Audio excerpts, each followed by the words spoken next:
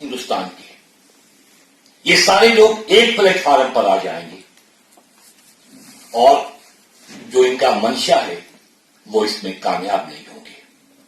اس لیے اس تحریک نے پہلا کام یہ کیا کہ وہ چاہے سادھو سنت ہوں یا علماء ہوں ان کو حاشیے پر لا دیا. اور اس وقت یہ آواز پورے ملک کی آواز بن گئی. ابھی بھی اتر پردیش جھلس رہا ہے. تھیٹر فلموں کے آرٹسٹ کو جیل میں ڈالا جا رہا ہے. ابھی ارندھتی رائے نے ایک بیان دیا, بہت اچھا بیان. اس نے یہ بھی کہا ابھی جامعہ میں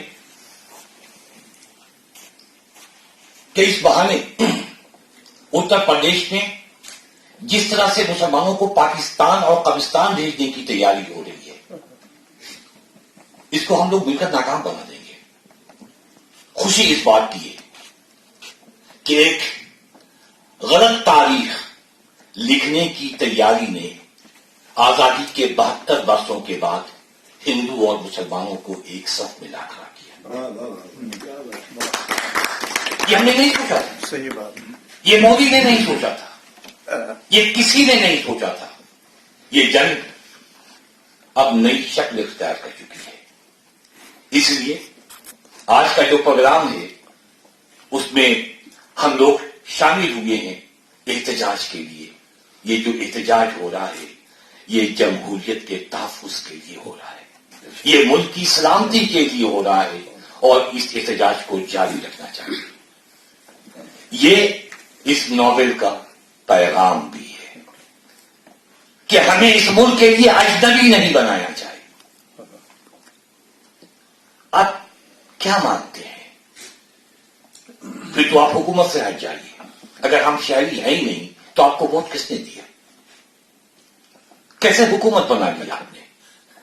کس طرح سے آپ وزیر اعظم بن گئے اور ایک وزیر داخلہ بن گیا اور پوری کیبنٹ بن گئی؟ ظاہر ہے وہ غلط طرف جا رہے تھے چونکہ ملک نیلام ہو چکا تھا. جی ڈی پی 1.5 پر پہنچ چکی تھی جبکہ بنگلہ دیش کی G D P 8 point something ہے. روزگار نہیں تھے. 4 برسوں میں 50,000 سے زیادہ کسانوں نے خودکشی کر لی تھی. اور یہ ہندو مسلم تقسیم کرو کا ترانہ لے کر آ گئے, لیکن ہندوستان نے اس کو ریجیکٹ کر دیا. اور اسی لیے ہم لوگ اکٹھا ہوئے ہیں شہری حقوق کو پہچانا اور کہا کہ نہیں صاحب, ہم اس ملک کے شہری ہیں اور ہمیں ووٹ دینے کا حق ہے. اس حق کو گاؤں گاؤں جو علی پور بستی میں جاتے ہیں اور محسوس کرتے ہیں کہ وہاں جو لوگ ہیں, جو پسماندہ طبقہ ہے, وہ جانتا ہی نہیں ہے کہ ایک ووٹ کا مطلب کیا ہوتا ہے. تو یہ ناول کہیں نہ کہیں جو آج بیداری مہم ہے اس کو آگے بڑھاتا ہوا نظر آتا ہے. میں مبارکباد دیتا ہوں. اور اب ناول کے حوالے سے ہم احتجاج پر ہی باتیں کریں گے. پہلے یہ کا جو پروگرام ہے